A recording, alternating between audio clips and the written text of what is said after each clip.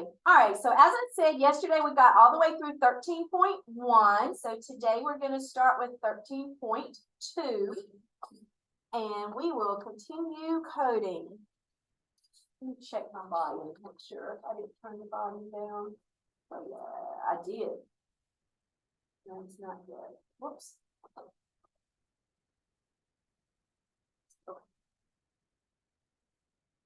All right, because I want to make sure you're able to hear me as we're working through these lessons. Okay, so 13.2, this is where we're going to learn some different fonts, okay, the typeface of the letters that we use. So it says CSS has 5 font types, and they're called generic fonts, and these are the names of them, okay?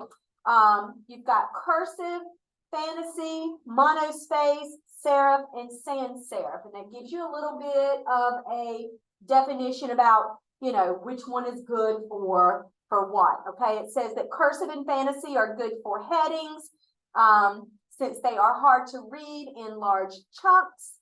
Monospace is good for code, its characters have the same width. Lots of times that's what they do in magazines and news articles. Serif is great for printed text and headings, since its letters have little hooks on the end called serif. Sans serif is actually without serif, is what that is good for the main text of websites. Its letters have no little hooks or serifs and are easy to read on screens. Okay. All right. So the way that you can change your font for your web pages is by using a rule to change the font family. So you give it its name and then you give it its value. Okay. You can see that this example here sets the rule for all of your level 2 headings, and you use the font family and then the value monospace. Okay. If you don't specify a font family, it just defaults to a serif font. Okay. Now we're going to learn how to use these fonts that are just there in the Code Avengers website, but then we're also going to learn how to import different fonts. It takes a few more steps to do that, but you can get all of these really cool fonts if you import them. Okay. All right. So number 1 says write a new CSS rule for the level 1 heading and use the cursive, fantasy, or sans serif font type. Okay. For the slogan, you're going to use any font type except for serif or the font used for the business name. And the business name is our level 1 heading. So they just want us to use 2 different ones. Okay. All right. So we're going to create a new rule. Now let me make this a little bit larger so you guys can see.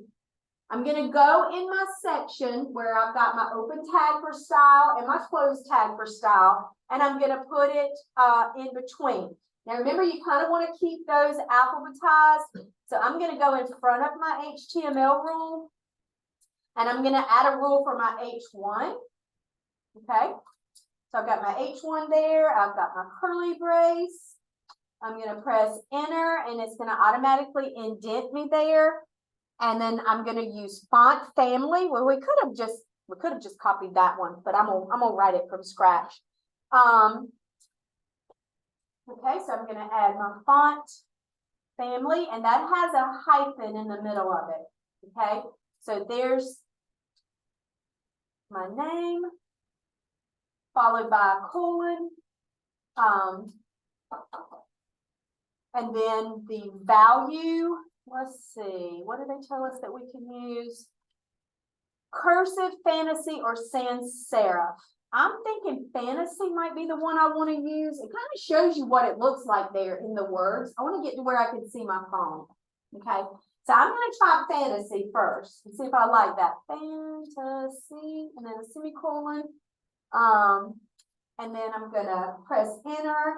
I'm going to backspace to get my closing curly brace there with my selector. Okay, so my selector should be in red.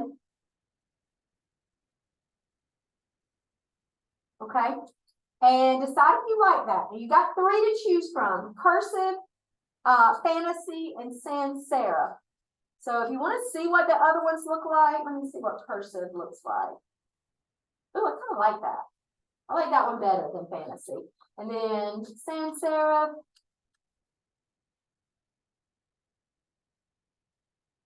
That's pretty good too. Okay, sans serif is without those little hooks, so you kind of see the difference. I don't know which one I like. I might like the sans serif better. But cursive is cool too. So find one that you like. Okay, and then we're going to set a level 2 heading for our little slogan or our motto. So I'm going to put it right here. Now I am going to kind of use, I'm going to copy that. Save myself a little bit of typing. Let's move this over. Okay, so here it just says use any font type except serif. So we've got monospace. I could use the cursive here. Let's see what the cursive looks like.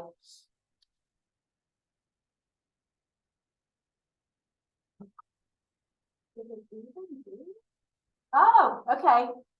It didn't do anything. Why did it not do anything? Look at my rule. What did I write the rule for? What's my selector on that one? I just copied and pasted the example. It's for an H2, but look at my motto down here, or my little slogan. My slogan is written in a level 3 heading. So I was like, okay, cursive didn't do anything. And it's because I set it for an H2. So again, those of you join this with me, let me make the mistakes. Okay, so there we go. So I like that. I like the cursive, but you can try cursive. You can try monospace. You can try fantasy, anything but serif. You can use sans serif again if you want them to match. You can use the same one, but I'm gonna stick with the cursive.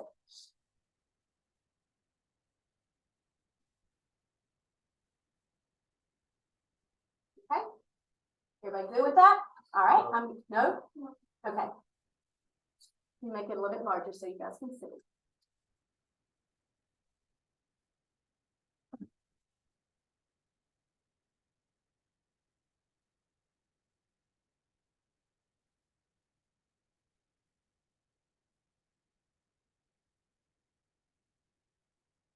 Now, this would work if I put them in a different order. So like if you put H1 and H3 below your HTML, it's okay.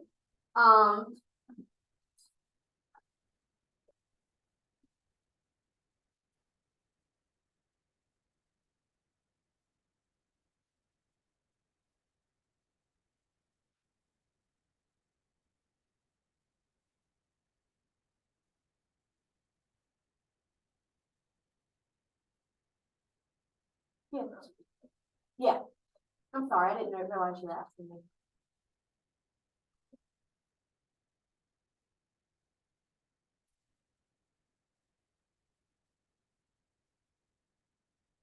All right, everybody okay on this now? All right, let's check mine.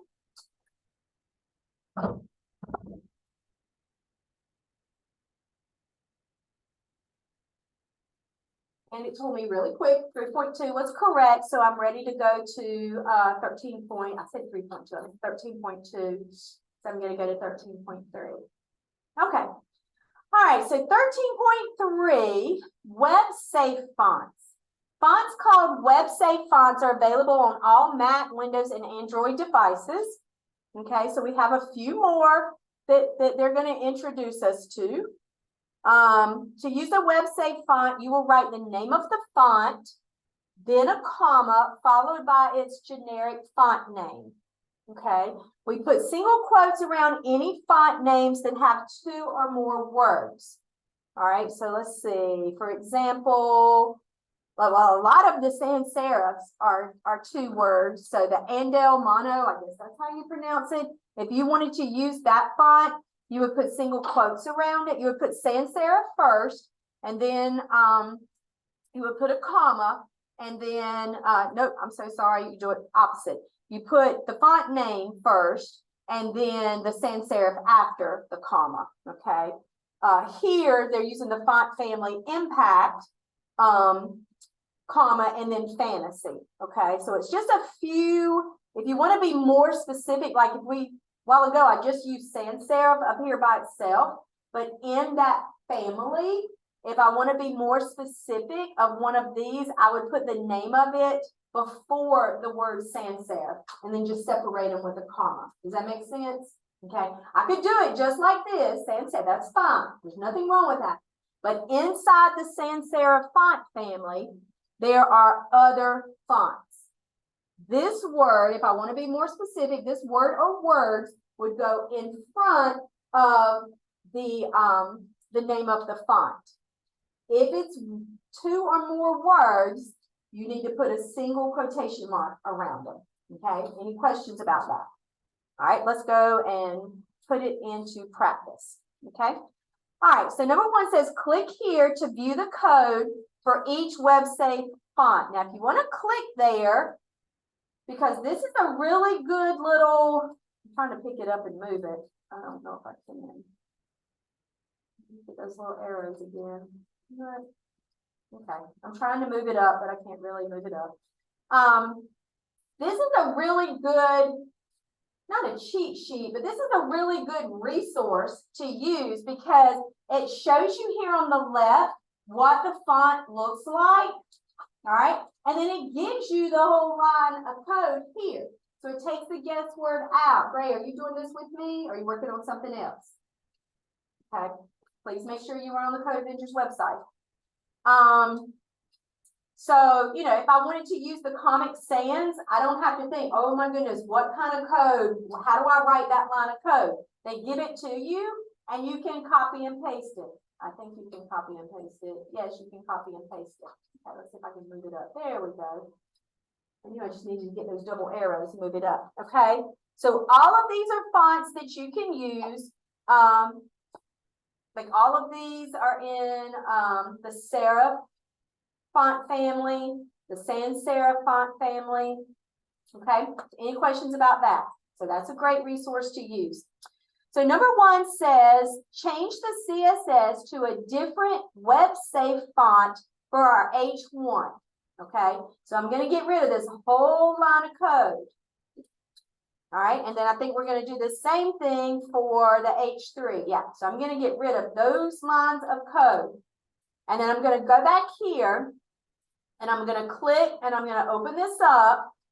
And I'm going to look at the examples over here on the left. So I'm going to pick one for my heading and one for my little subheading, my little slogan or for my business. So let's see. I like that Comic Sans one. That one's kind of cool. But these 2 that are in bold would look really good for our heading. You don't have to choose it. You can choose any one you want to. So I'm going to choose, I like the Arial Black better than the Impact. The Impact to me is too close together. So I'm going to copy that. And for my H1, I'm going to paste in that line of code. And then I'm going to go back and click there again. And I like the Comic Sans, so I'm going to copy this line of code for my little slogan or my H3. I don't think that indented that all the way. There we go. That was so, yeah. I'm just making sure they were indented right. Okay. And then after you do those 2 steps, take a look at your page, your phone display, and I like that one. Okay, I'm happy. If you don't like it, you can change it out. Yes. Okay. All right, let me pause this recording for just a second. Okay, so we finished this one, so now I just need to check it. And it tells me 13.3 is correct. Okay, so we're ready to move on to 13.4. Those of you doing this with me, everybody's good. Kamala, did you finish that one? Did it check right for you? Nope. Okay, so 13.4. All right, so we worked with font family. Now we're going to work with font size. That's another property. Okay, so we're learning lots of properties to use in these CSS rules. Okay, so the font size property sets the text height for the text. Okay, so if you want to make it bigger, use the font size property. Okay. Usually you do pixels. That's usually what you're setting, but sometimes you might use inches or centimeters. But usually the ones we usually do will be like a number and then PX beside of the number. Okay.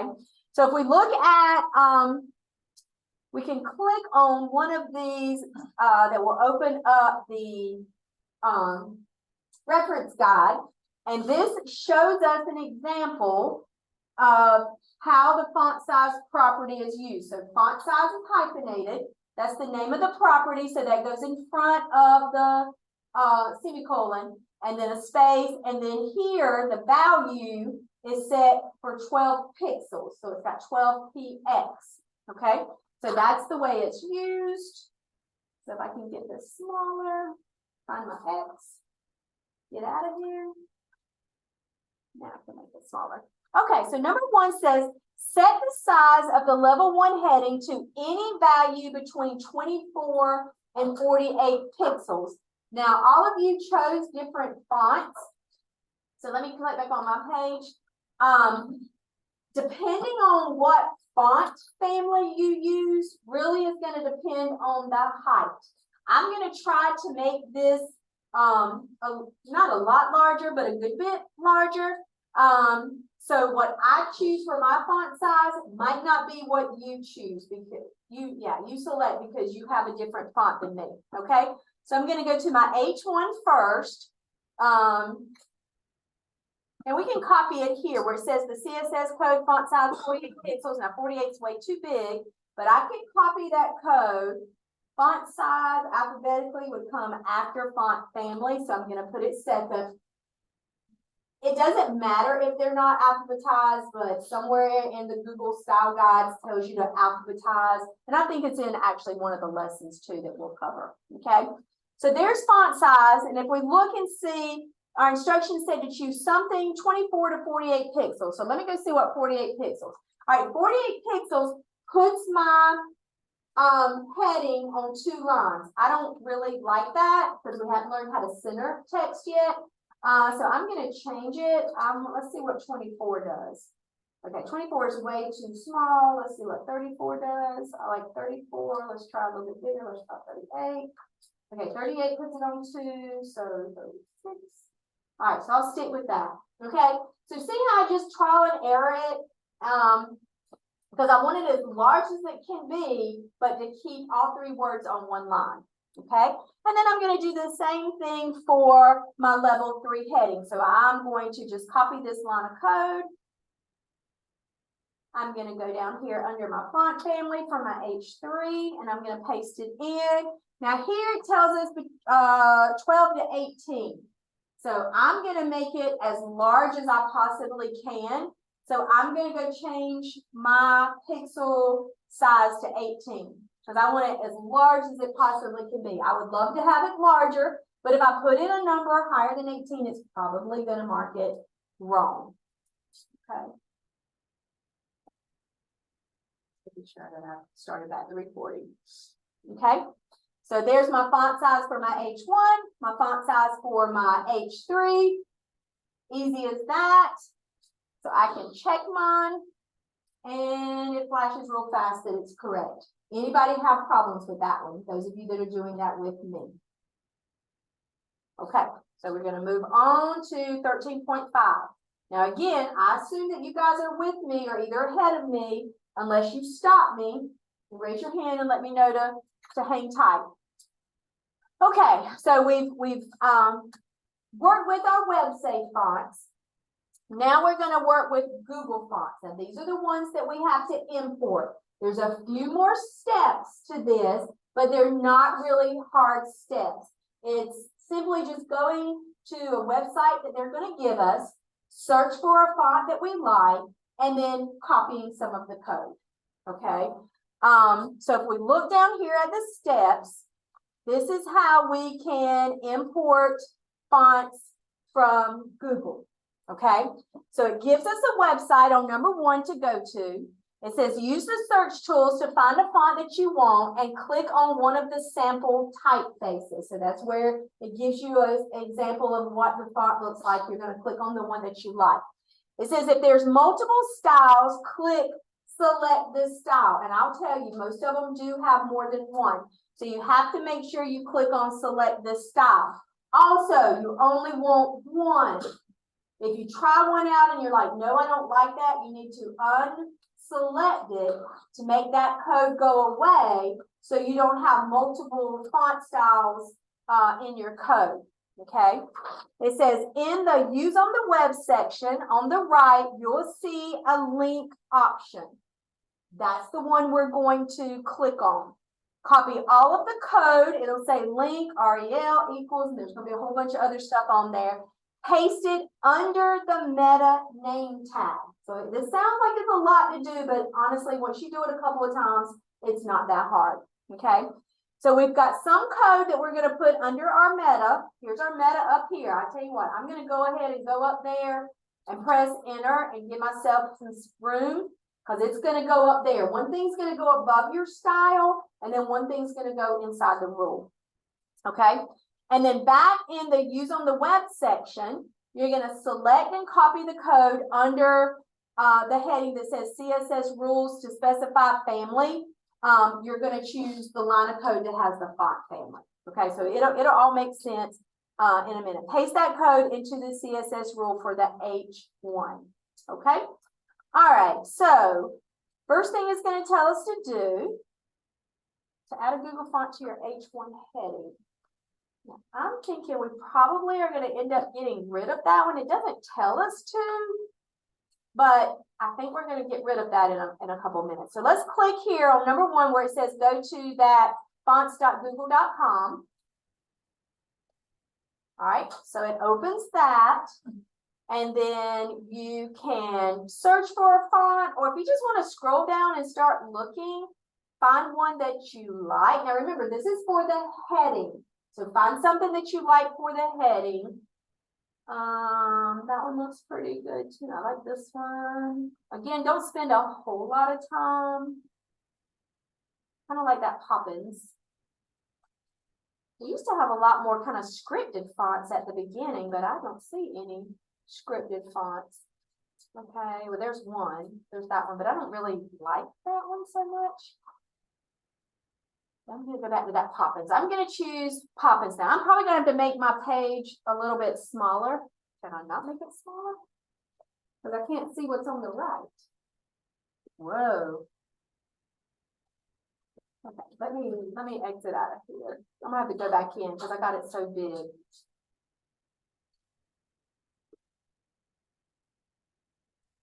There we go. Okay, so let me go back here to the page because it was so large I couldn't see what was supposed to be on the right. Well, I still can't see it. Maybe if I get rid of this. I'm not showing everything on the right. Okay, let me just click on one and see if it gives me everything that I need. So let's go back down here to that Poppins.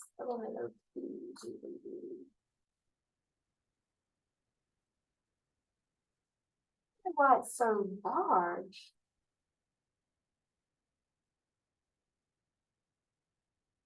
Now can we find that one? There it is. Okay, so I'm going to click on it. When I click on it, I guess I'm going to have to go here to download family for it to show me all the information that's usually on the right. No, don't do that. Don't do that. So that's not what I want to do.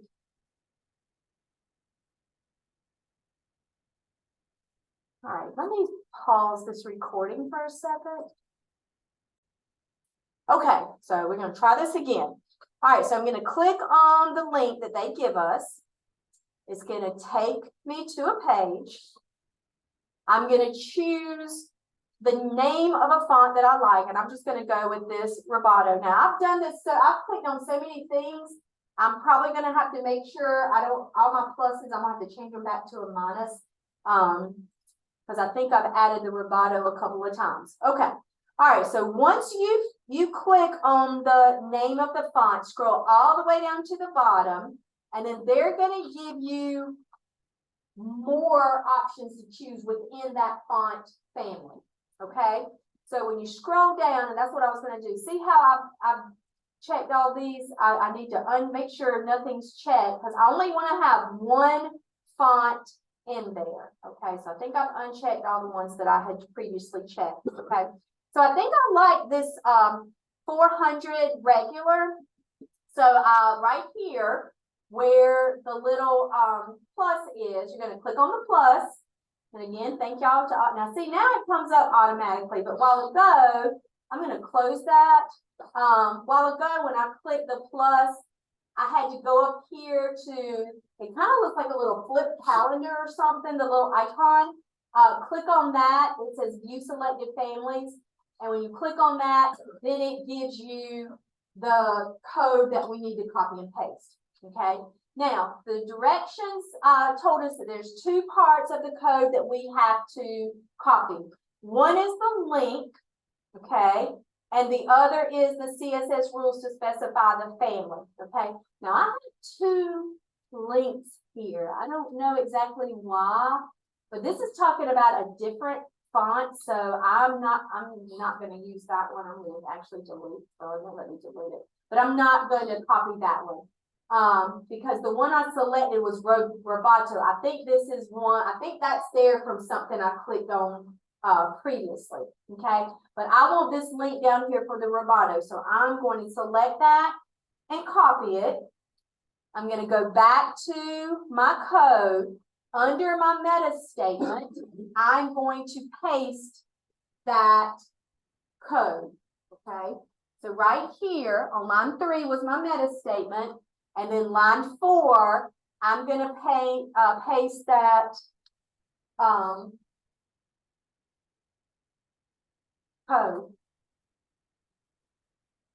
I'm going to do both of those links because that has that same font in there. We'll see in a minute. Okay. All right. So I'm going to go back over here.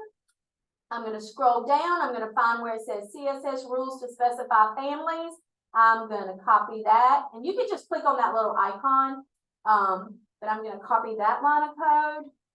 I'm going to go back there. I'm going to replace my H1, okay, get rid of your previous font family, and I'm going to paste in that one. Now, let me check mine, because if it marks mine wrong, that's going to make me think I should have copied both of those links, but let's check it. Is that all I needed to do on there? Yes. Okay, yeah, so that's right. So I'm not sure why it had 2 links down there. Again, I think it's because of something that I clicked on previously. You should have only probably had 1 line of code down there for your link. All right, I see a couple hands up, so let me pause this. Okay, I can't remember if I checked this one or not, so I'm going to check it. Okay, and it said it's correct, so we're going to move on now to lesson 14. Okay, so everybody's good with me that's doing this with me. Okay, external links, anchors, and strongs. In this lesson, you will change the style of some of your links, some of your hyperlinks. First, we're going to add the following contact details to your web page. We're going to add location, email, phone number, website, and Facebook page.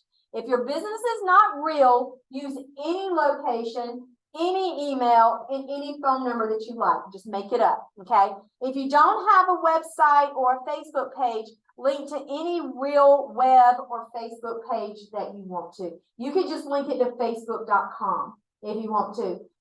Code Avengers, the algorithm is going to be checking for the word Facebook in the address. So as long as you have Facebook in the address, you're okay. All right. So it says use the format on the example page to add contact details to your page. You're going to use the strong tags to make the words location, email, phone, website, and Facebook bold. Use the break tag to put each detail on a separate line. So that's a lot right there in number 1. So let's look at the example page. Okay, I'm going to make it a little bit larger.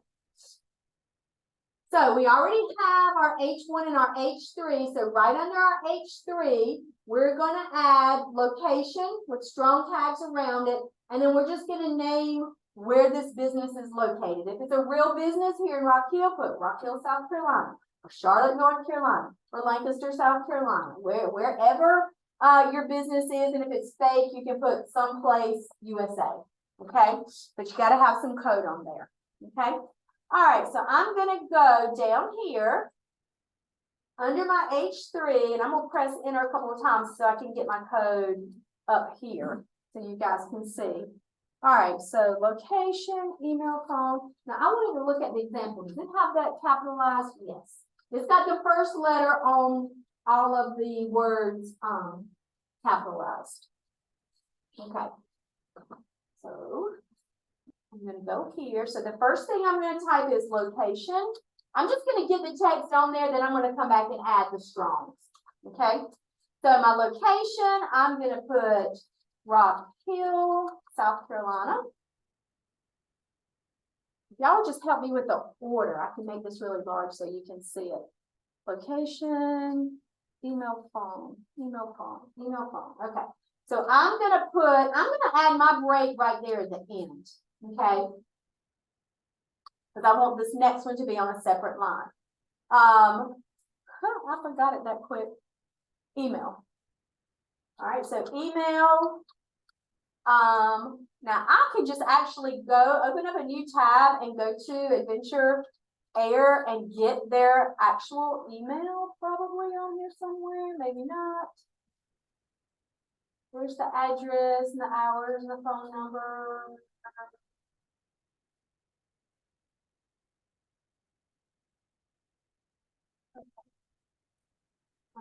I'm just gonna make one up. Oops.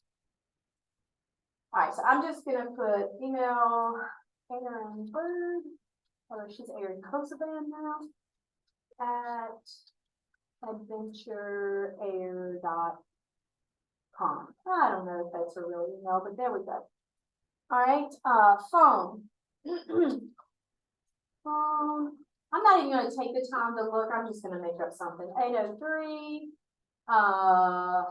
389. 1234. Okay. Website. Now I can give the URL there, and I probably can find their Facebook. Okay, so let's go up here. I've been forgetting my break, so let me add my break. Let me add my break. It'd be great if you guys could just do all this stuff without even looking up here on how to do the breaks and how to do the strongs. You can just do that for yourself. All right, so website, I can go copy this URL.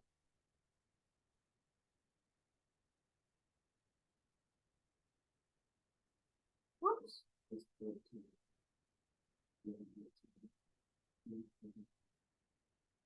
All right, and then Facebook. I don't know if it shows their Facebook page. I know they have a Facebook page.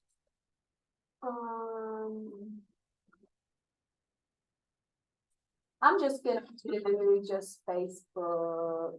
www. I'm gonna just see if I can copy that. So it's not actually their Facebook page. It's just the. Oops. Okay. Don't forget to add your break at the end of each line. Okay. So once I have all my information, now I'm ready to go in and put in my strong tags.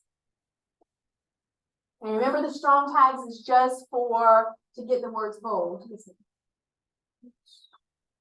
Okay. Fine. Let me pause this. Because I stopped. I can't remember exactly where I stopped. Hopefully it's on 14.1. I'm not sure. Whoops. Hopefully I stopped, but this is 14.1 here. Okay. I have just number 1. Okay. I have the strong tags to make the word location, email, phone, website, and Facebook bold.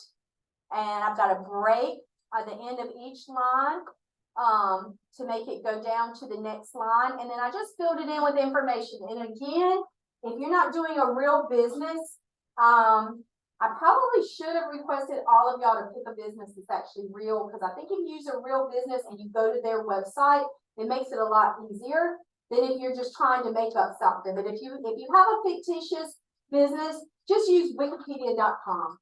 Okay, use that one. Because right here, what's showing, you shouldn't have like a long URL, because that's what Elijah's was doing. It was like a really, really like 10-line URL. Okay.